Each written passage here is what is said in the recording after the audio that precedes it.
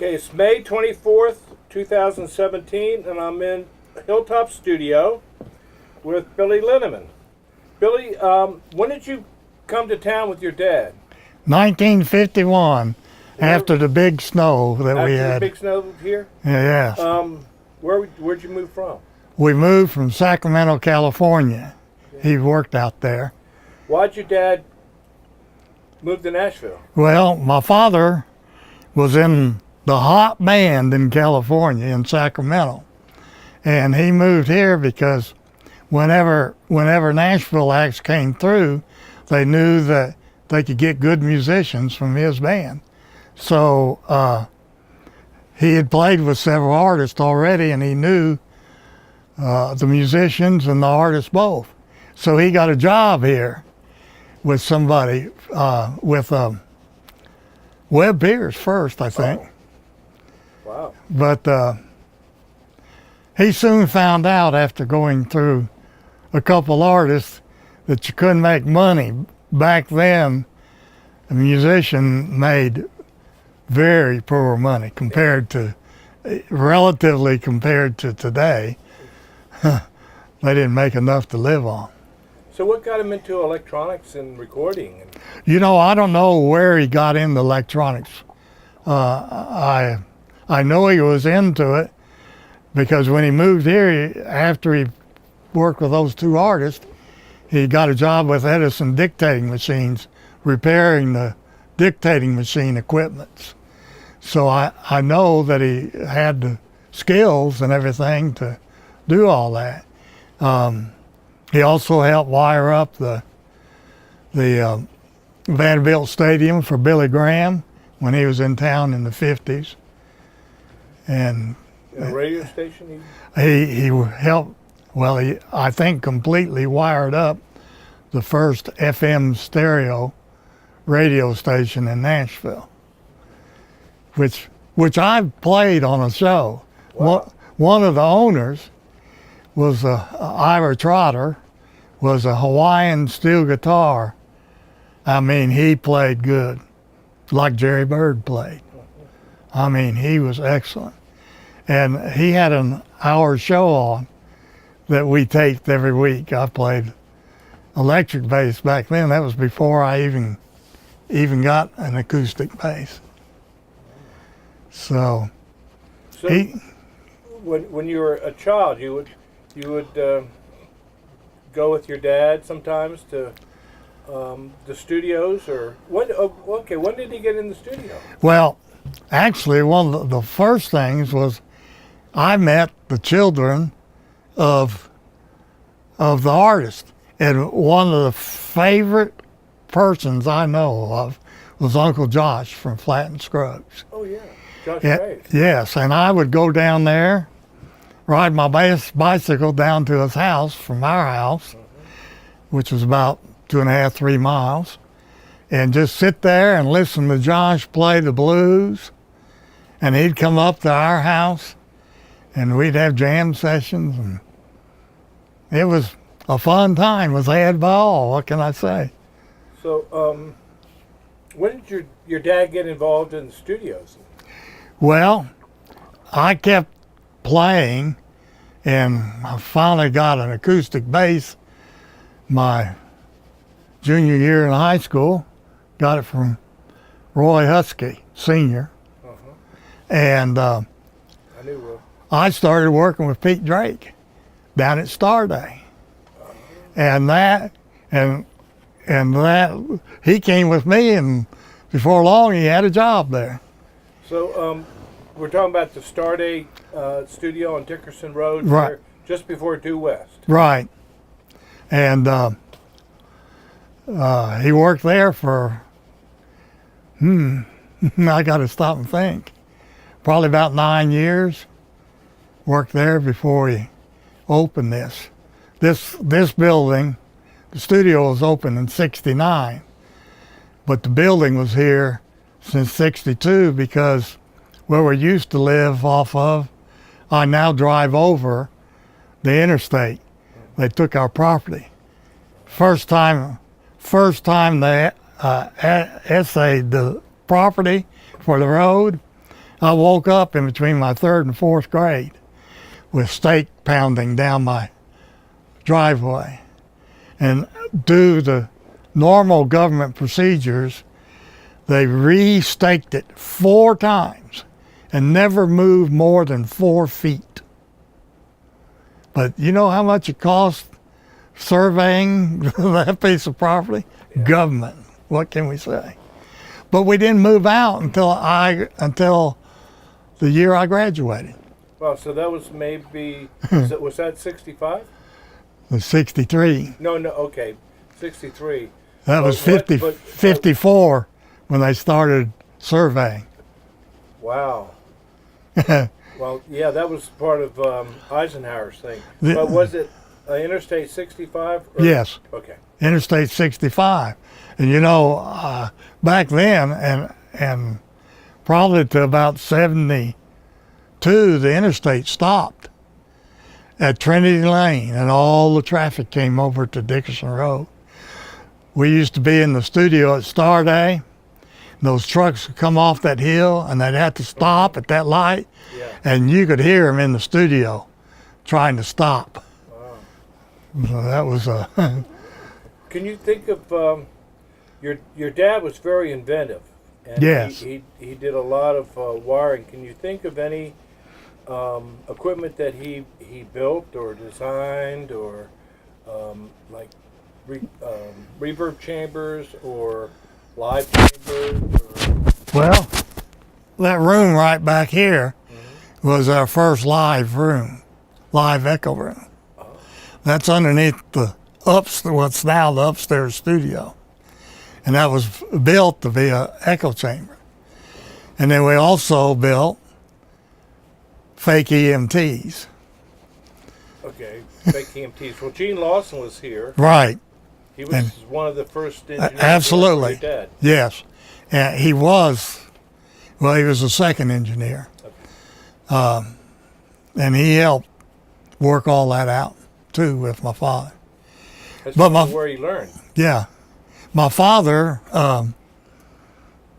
built the actual control room used to be right here. And he built our first thing was we were Universal Audio dealers.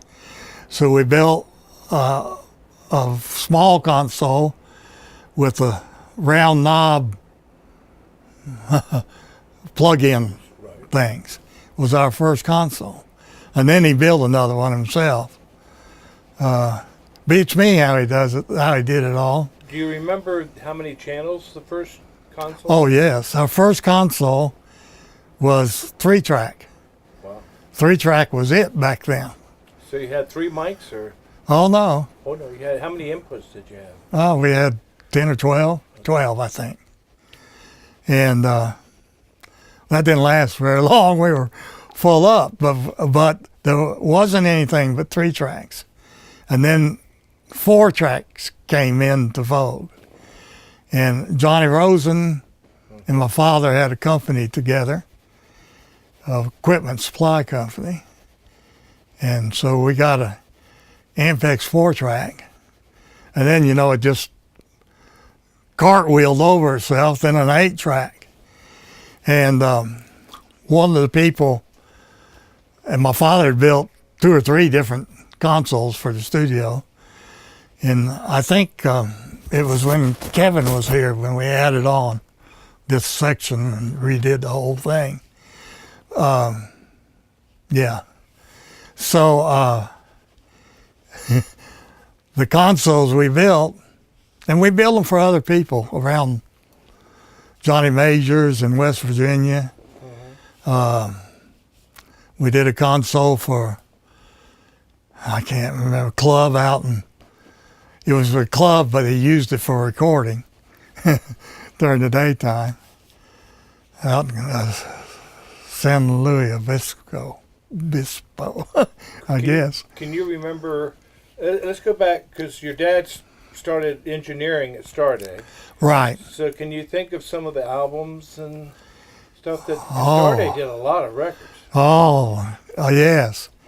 Your Cowboy Copuses and String Beans, the Lewis family, and anything bluegrass. Bill and Ralph and Anything that was older. I don't think we did Bill, okay. but anything that was older, country or bluegrass. Johnny Bond, people like that. I mean, they came through on a. Like Wilma Lee or I don't believe we did them, okay. but they were just gobs full of. If you go, I mean, you can still go buy them today. Yeah, because Starday had a studio in Cincinnati. I've been to that one. King. And then they had one here. Are those the only two studios that they had? Do you know? Yes. Yeah. And the one at King, actually, the engineer moved down here and was working for us by the name of Dave Harrison. Ah. And Dave Harrison actually built the first MCI console while he was working with us here to make money to live on. and he would go home, but to test his stuff out, he actually built a hardwire one using the components that ended up being in the first MCI console. Wow. So, and of course he went on to do Harrison consoles. Mm-hmm. But in that same time period, we also, because of Dave's influence with MCI, we got MCI's number 2 16-track machine. Wow. And in town. So that was interesting. Well, your dad had a reputation of helping a lot of people, a lot of young engineers get started. I know that Johnny Rosen worked over at Starday for a while with your dad, because we got some interviews with him telling stories. And your dad had invented this really cool box, and it was like a slap machine with an echo or something, and he was using it on records, and people from all over the world trying to get here figure out what it was. And so he thought, well, since it's so popular, we can't record all these acts. I better go in and figure out what I did. And the story is that he took the screws off, and when he opened it up, it came apart and it all flew out. And he couldn't get it back together. He couldn't get it back together again. True story. True story. Oh, good. I'm glad I asked, because I heard that and I went, wait a minute, if you made it, you know. Well, part of it used, I can remember, now that you bring it up, I can remember part of it used either a Hammond or a Fender spring. Part of it was that. But that's all I can tell you about that. Okay. So can you think of some of the other engineers that your dad worked with at Starday? Well, I don't know at Starday. I know here. Okay. I know that so Gene was like the first assistant. Gene Lawson, and he quit us and went and built a studio of his own. Can you imagine that? Oak Valley? Yeah, no. Oh. Gene was Citation out in Oak Hill. Oak Hill? That Yeah. on the other side of town, Yeah. where a bunch of music people moved to, actually. Reflections. Yeah, but he built Citation. Oak Valley, and then he built Reflections. Isn't that right? No, Kevin McManus built Oak Valley. Oh, okay. All our engineers left and built their own studios, and they were all successful. That tells you something.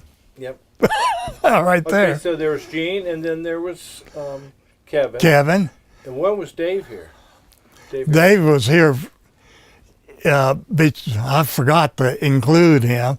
He was here after our first engineer, which lives across the street up on top of the hill, Smith. I can't remember his first name. But and then Dave worked because we were so busy. We did a lot of gospel acts, small and big.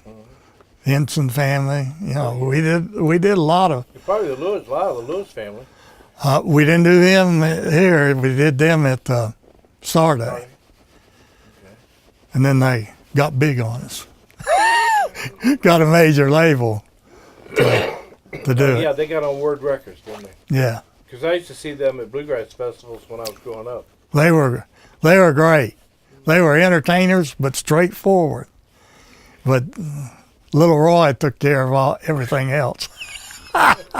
He is a character. So some of the artists, can you remember that recorded here with your dad? Well, Then what you know. Johnny Bound, Stuart Hamlin, Tex. That'd be Tex Ritter. Ritter, yeah. And I'm just trying to think of the older main ones. We did Pat Boone, Pat Boone's Family, two family albums. That was for a label out of California, Lamb and Lion. But the guy that was vice president at Starday, Martin Harley, moved out to California when Don sold, and he started his own company, CMH, which is still around now too. I knew him. And I made records for Zamartin. Yeah. We call him Zamartin because that's how he he couldn't say the. It was always the. And he was direct escape from Germany, World War II guy. Wow. When he was 5 years old or something. Wow. So he saw it too. So you probably played on a lot of sessions here. Yeah, I did.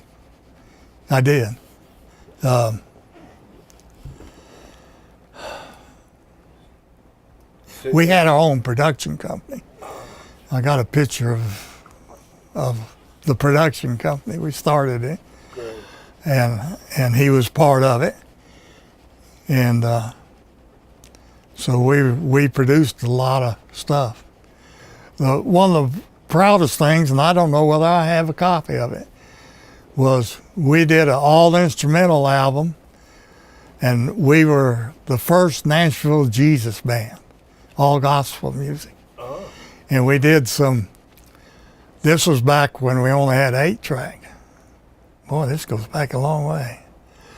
Because I had to mix stuff back down to 4-track, and we had another song, and we cross-faded the 2 songs manually, starting the machine up in time and everything to match the time up manually, and cross-faded. This was before any automation. Manually cross-faded and in a final mix down the 2-track. So there wasn't going back and getting it again. I mean, there was, because I would have to try to get it, but. So talking about, let's say we went from 3-track to 4-track to 8-track, and you had the first, I guess it was the 400 series MCI here. So at that point you had the 16-track. Can you remember any other equipment that came in, you know, console-wise or machine-wise, or? Well, You probably had LA2As and LA3As. yes, and these Universal Audio, I don't think it was this model, but UAs, limiters. I think I got a picture of that. My father put the limiters up here in front of him, put a rack up in front So of you him. got a picture? I think I do Great. of that. We did go DBX. DBX dealer, if you know what DBX Oh, is. yes. I had the line, the DBX and the Dolbys, yeah. Yeah. Oh, yeah. So there's a story that your dad was the fastest guitar player according to Guinness World Records. Can you tell us that story? The fastest guitar player. He was. And he's got a plaque, had a plaque to prove it. And he was in their book for 2 years, I think. Wow. He played only Mother Maybelle style guitar, which includes chords and individual notes at the same time. So by the time they added it all up, we sent them a tape and they added it all up, and he played more notes than anybody else. But of course anybody else was playing single string stuff, so they didn't have all those notes of the chords and stuff added in. So he got the world's fastest guitar player. Wow. It was kind of funny in a way, because he wasn't the world's fastest guitar player, but he was at the same time. So, Billy, let's talk about you. You played junior high school. You got a bass, and then you played sessions here, and you worked with your dad. And you Played with Starday. And you played at Starday. With Pete Drake. Right, and it was probably 6 months And ago. Tommy. We had Pete and his brother. No, Pete Pete. and Tommy Hill. The engineer before my father at Starday. Oh yeah, Tommy Hill was there, wasn't he? Yeah, and he was producer too. Anyway, we had a thing with the Legends in the Round on Pete Drake's place. So what year was that you started playing with Pete? 62. Fall of 62. I went on my first road trip with him. And who was it? It was Patsy Cline. Wow. In North Carolina, Charlotte, North Carolina. That's a large auditorium. I think about 12,000 people. Wow. I think it's torn down now, but that was my first road trip. Wow. So what was her hit at that time? I couldn't tell you what hit was. It was after. Walking After Midnight. Oh, it was after that, and after it was almost. Dreams? It was after I Fall to Pieces and a whole bunch of them. I mean, it's 62. Remember, she died in 63, didn't she? Yeah. My brother used to go see her in Virginia because she was from Winchester. Right. So you played with Pete, and then you probably would have played the Opry with Pete if Pete played the Opry. He didn't. He worked the Opry Okay. just as a side musician. Oh. I worked the Opry with Starday artists, which was Cowboy Copa, String Bean. I also worked with Grandpa Jones some, and later on recorded with him when he was on. I can't think of anybody's name. Fred Foster's. Fred Foster's. Yes. So did you record down at Fred's place for that? You remember? Or is that Monument Studios down on 17th? Down on 17th, that Monument Studio. So you did a lot of sessions, because I know we worked together with Marty Robbins on different things and stuff when I was starting out. And then you got to the Opry. Almost immediately because of the Starday people. That's who I started with. And gosh, you played bass at the Opry for how long, Billy? From fall of 62 until 2005. Wow. 43 years. Well, you got to play with everybody. I've seen an artist or You've two. seen the back of everybody. Right. Just about everybody. Few artists I never worked with. Like, never worked with Johnny Cash. Because he always had his Yeah. But not too many of the older artists. But Johnny Cash was really nice. Like, Yeah, as far as, time with him. yeah. He was really nice. Son's really nice too. With John Carter? Yeah. Yeah. He went to school with my son at Good Pasture. Ah. So, can you think of any stories about your dad in the studio or with people, or any songs that stick in your mind that? Well, he always, he had a particular sound that he liked from, I think from Pete, would do it, but other steel guitar players would do it too. And he had hand motions to go with it. He was kind of like me, he used his hands to speak. And if he went out in the studio, all he had to do was walk out there and go to the steel guitar player. What's that mean? That means chink. It's a little, I think, a chime chink. And they all knew what he meant by going out there and doing that. My father was a character for those who got to be around him for a length of time. What can I say?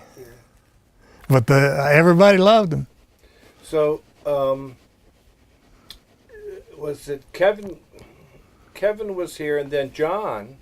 Was John after Kevin? Yes. Okay, and so John Nicholson came after Kevin left, and he went down to Oak Valley, or built Oak Valley. Yeah. And then your dad. How long was it before your dad sold to John? Do you remember what year that was? 1995. Okay. 95. I engineered a lot too, but I got too busy to engineer a lot. So, you got too busy, and I hate to use this term, but he got too old. His hearing started to go, and he couldn't hear the high frequency stuff. And back then they had the voice of the theaters. All the studios, like Starday, I know they had the voice of the theaters. Those things will wear you out. Actually, when we started on that wall right there was three of them AX7s or something they were called, voice of the theater. Three of them right there. Later on, when we went out here, we put clips horns in the corners here. They're not there any longer, but the cabinets are there and there's speakers behind them. They're just not the clips horns. And we ended up, our final console was AMEC that we just purchased ourselves. They're good consoles. Yeah. So a lot of good times and a lot of good memories out of the studio here. Oh yeah. Any stories that you want to tell of any sessions, or it's one of those things. What happens in the studio stays in the studio, but and all those years, for instance, I worked with Marty Robbins. There's not a picture of me and Marty. Yeah. We didn't take pictures. It was hard to find any pictures with my father in it. And there's one I know I got, but I can't find it. That's really probably the best one at our old original #1 console here. #2 console that we built. So you helped your dad build them? I didn't help him build them. I didn't have any. I know absolutely zero about electronics. Okay. I know enough about electricity. I mean, I know basics, but I wouldn't trust myself soldering a joint right now. Okay. I used to, but not now. Well, when did your dad pass? 2011. we were both.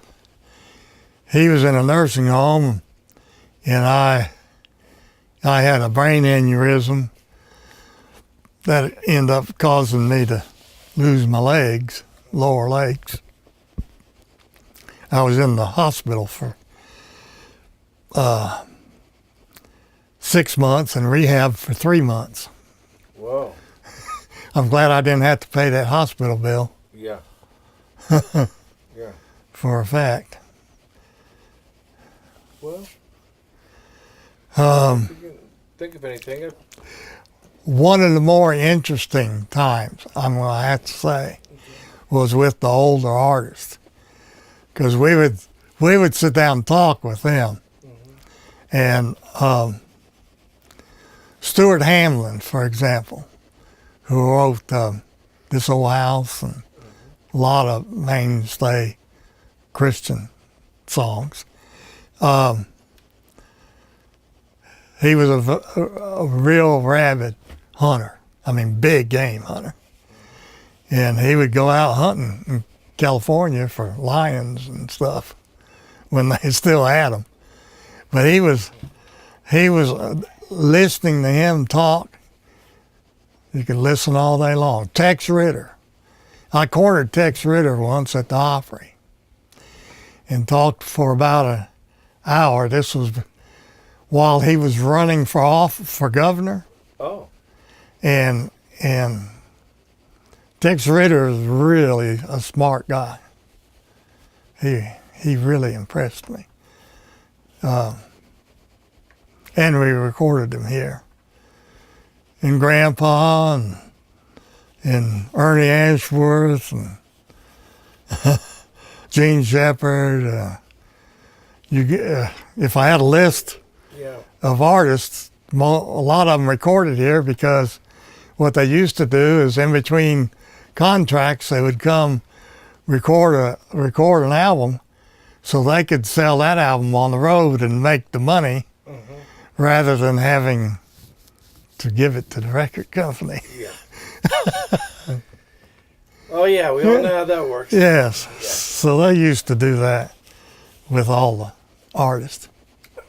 We got a lot of that type work. I guess we were larger than the small studios and smaller than the large studios.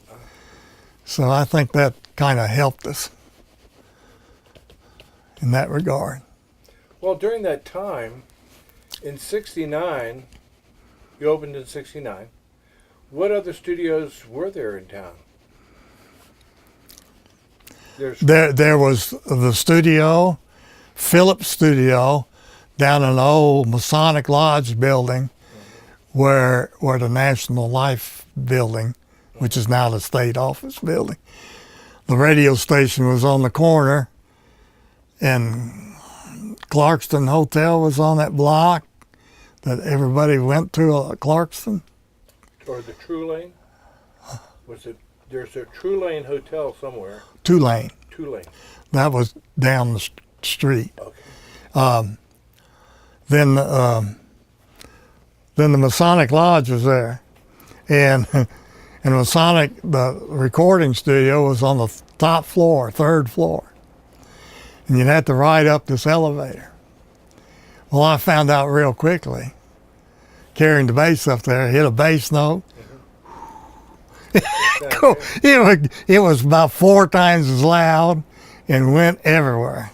So in the Masonic, the Grand Lodge, they had a studio up on the third floor? Not the Grand Lodge. Okay. It was a Masonic, just separate lodge building. Okay. And it was within that same block that... Do you remember what lodge it was? No. Was it Corinthian or? I just don't remember. I think that's the one that Jackson was a member of. And then they tore that down and built the big one. Okay. That's Studio C. I started working in Studio C. Well, so it's pretty muchly just CBS and RCA and... RCA and, of course, the Quonset hut that Owen sold to Columbia, and then they built the other studio on the side of it. A lot of people don't remember the original entrance to the Quonset hut was on the side.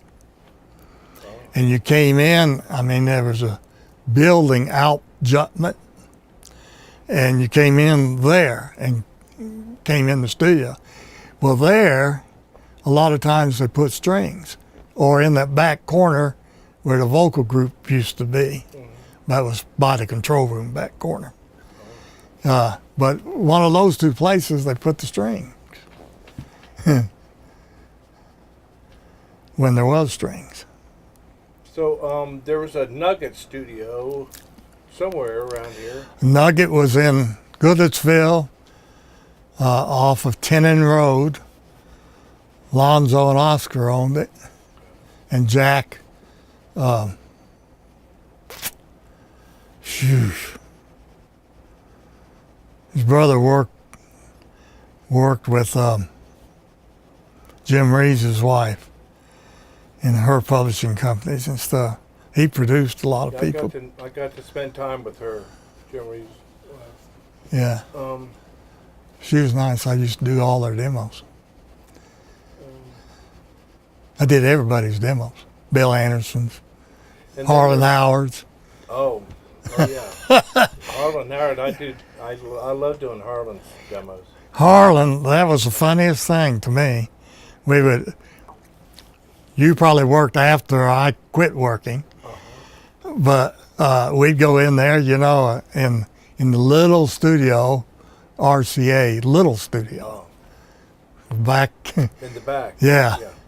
And he'd go in there, and now, mind you, we did a demo about every 10 days. And he had 6, 7 artists writers that wrote for him, and him too. Most of them him. Most of the songs we did was his. But he would come in that 10 days, and before we got started, he'd tell us what all we cut off the last session, got cut. Already had some of them cut, because back then it wasn't political, and if you had a good song and you walked in, the people respected who you were, and they'd listen to you, listen to it.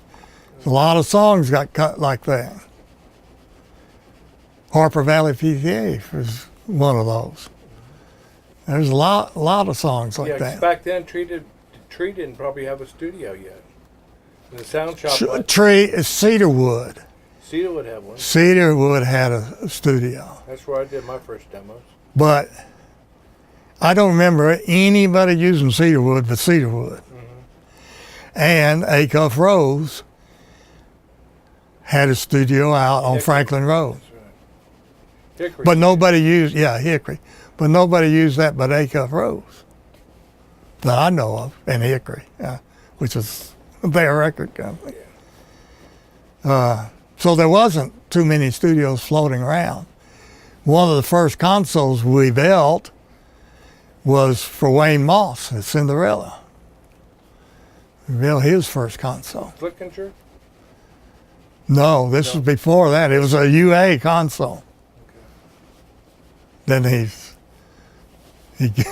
got bigger, you know, but that was his original console too.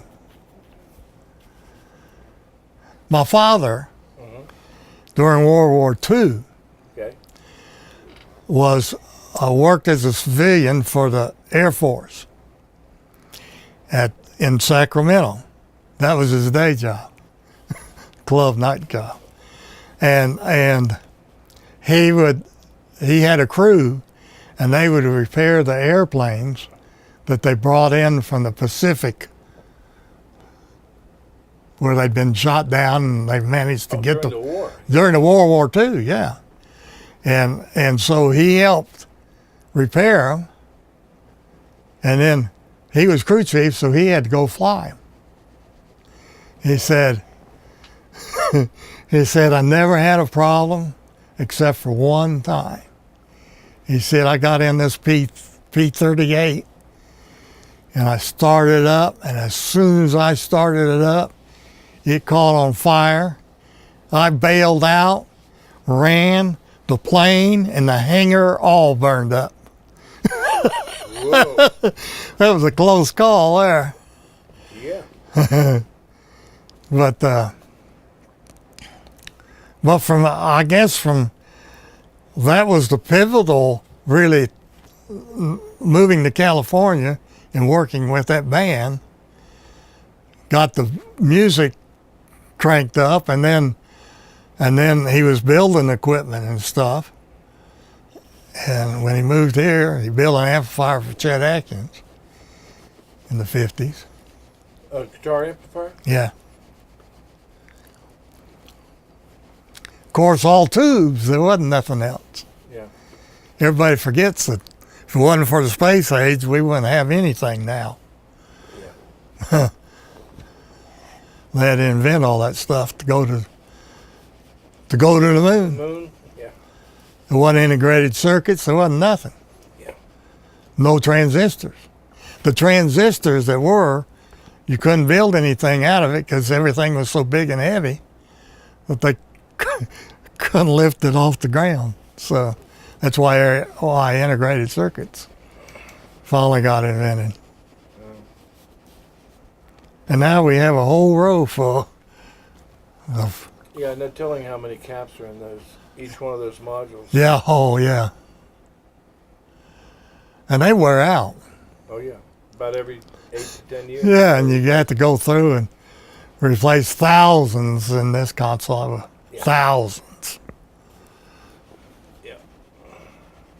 A job I never had equipment long enough to have to worry about doing it. Because we were in the building up stage, so we got new stuff all the time. And then we sold in 95. So, and adding this on, now Johnny and them did a good job redoing it. We had that, when we added this on, we put in that hallway. And first room off, that's now the green room, was our office space.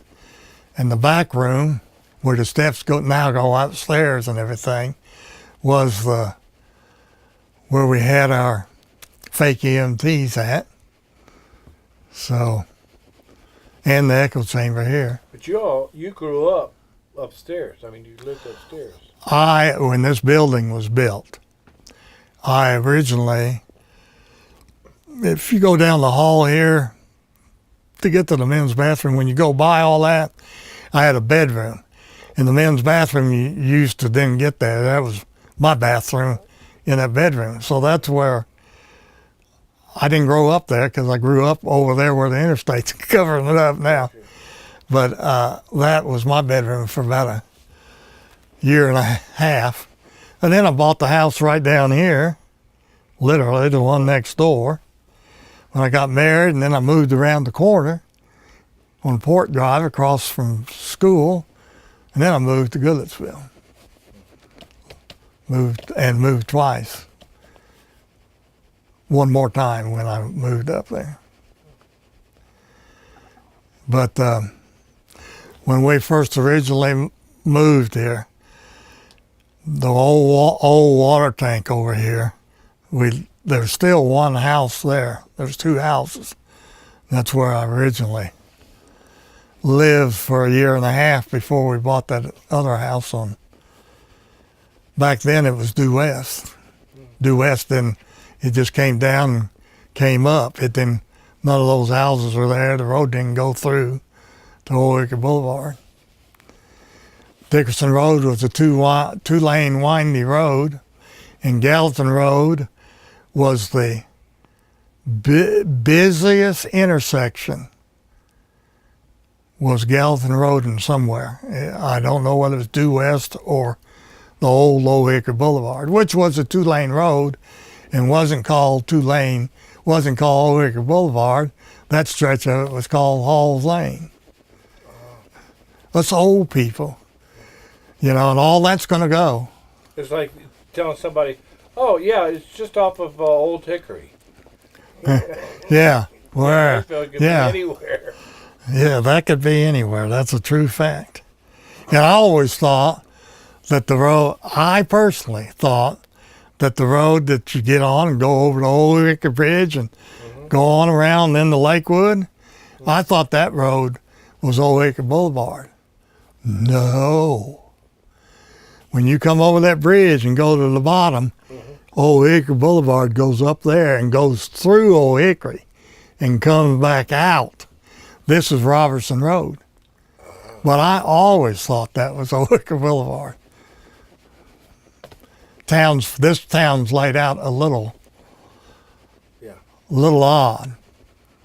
My father was born in Freeport, Illinois, and my grandparents on my father's side were immigrants from Germany in the late 1890s. So we would go back to the old home place when I was a kid, which my great grandmother lived on. And we had a good time up there. But he moved to California, and I don't know what year. Well, it was probably maybe during the war or something. It was before the war, I think, right before the war. His father moved out there, and I think there was a bunch of Linnemans out there, actually, that had moved out there. Well, you had the Dust Bowl going on at the time. Did your grandfather have a farm or something that maybe hit some of that drought up there? You know, I don't know what my grandfather had. Now, my grandfather on my grandmother's side, which is German too, they had a farm, but they lived up there all their life.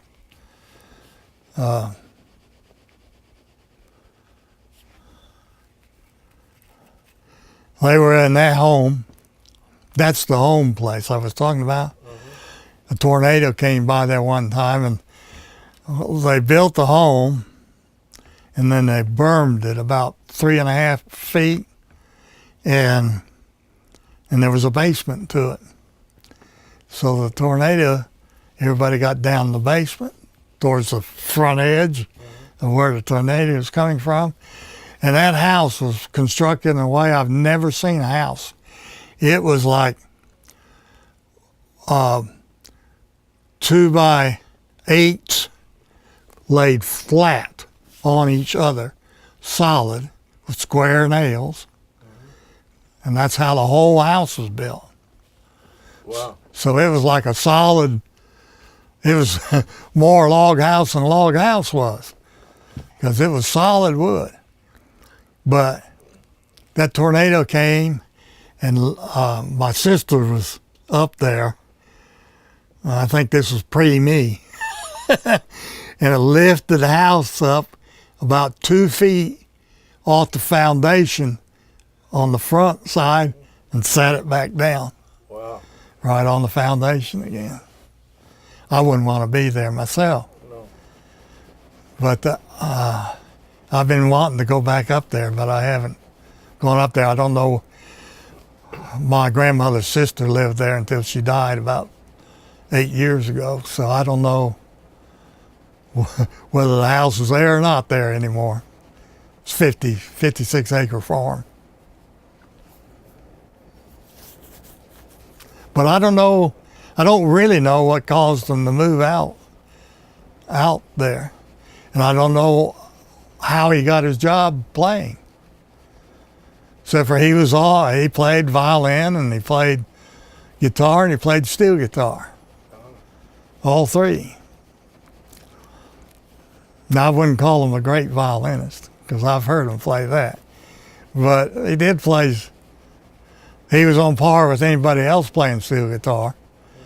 And, of course, he's got a couple dobro albums out on Starday, combination albums with him and Oswald and somebody else. Josh? I don't know whether Josh is on it or not. Can't remember. But there's a couple albums. I don't know whether they're still available.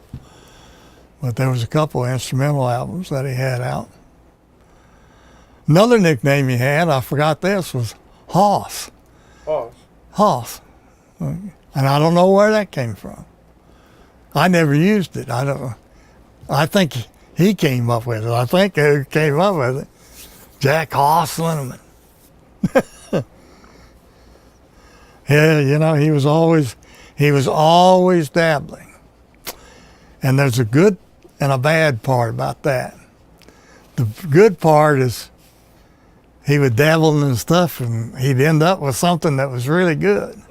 The bad part of that is he dabbled in the stuff that was really good and get 95% done and wouldn't finish. One of our consoles had, I may have a picture, it was on aluminum frame and it had a plastic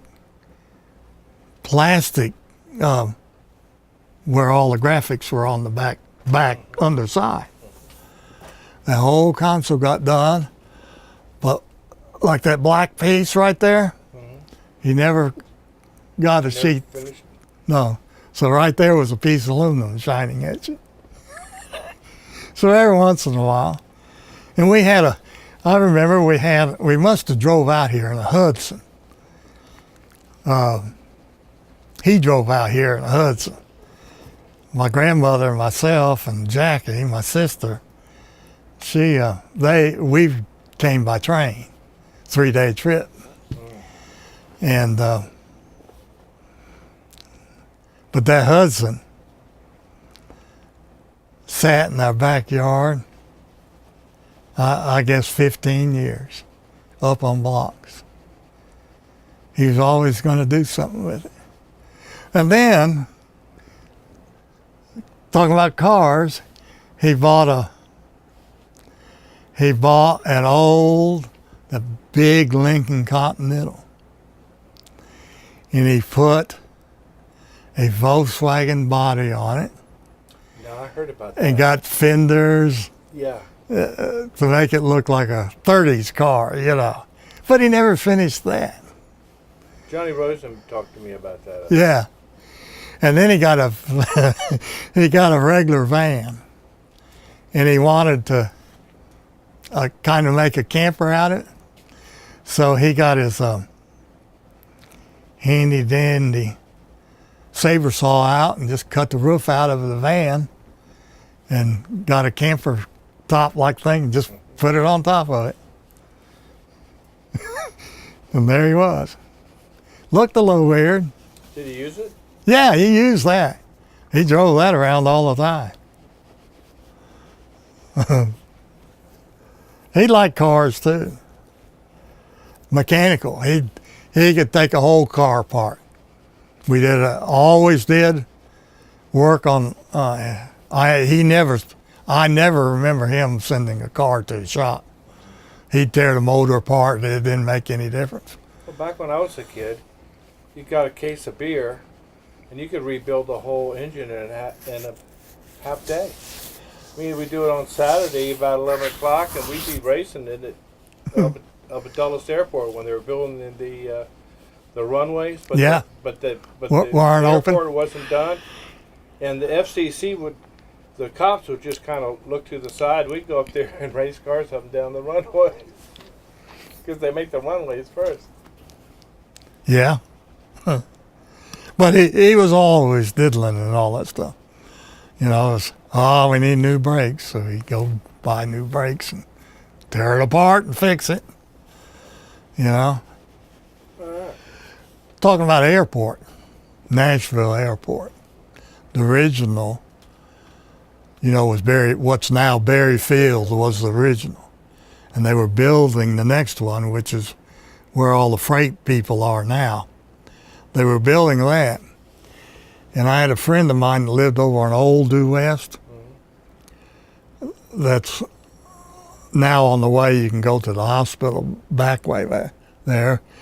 But that hill over there was the tallest hill in the county. And we got on, a friend of mine, David Winget, we got over there and got on that tall hill, got our binoculars, and watched them build that airport one summer. All summer long, every 2 or 3 days, I'd ride over there and we'd get our binoculars and watch them work on that airport. But I also saw Bradley's barn burn down from my house. Wow. Right over here. I lived across from Chadwell on top of a hill. And I looked up one day and I thought, boy, is that smoke black? Well, it was the tapes burning up. Yeah. I finally, that night or the next day when I found out what it was, but I sat there and could watch it from that hill all the way out there. Yeah, Joe Mills, the next morning he was sitting on the step of the old Union building that was Marty Robinson's studio. Yeah. And I thought maybe it was just, an African American guy wanting some money or something. So when I pulled in, I looked, and then he looked like, I went, Joe? Yeah, man, I'm hanging out. Can you let me in? I went, yeah, I got a session about an hour. You got some clothes here and take a shower? He was just black. So he hung out there today because he didn't want to talk to the news and stuff. Yeah. The morning after it burned. But my favorite studio, I'm going to have to say, was the Quonset hut. Yeah. That had the magic charm. And that was back when musicians actually knew enough to play at proper volume levels. Unlike today, where everybody has to go full blast. And Buddy Harmon, he knew how to play soft, but make it sound like he was playing loud. And that studio, no headphones at first, was just perfect. You just sitting there, just like we could hear. First, we didn't have headphones either. That's 69. You could sit there and play all day long until drummers started playing too loud. We didn't have a drum booth. Well, why they built a drum booth because of Larry London. I think. Larry London come up on his left cheek and he'd come down on that snare drum, and nobody wanted to be anywhere. No. And if you tried to hit his pedal, I mean, it was hard. Yeah. I mean, it was like, but he was a big guy. I mean, he was bigger than me. And he was, he looked like the front line of the Green Bay Packers. I built him a pair of speakers for his house one time.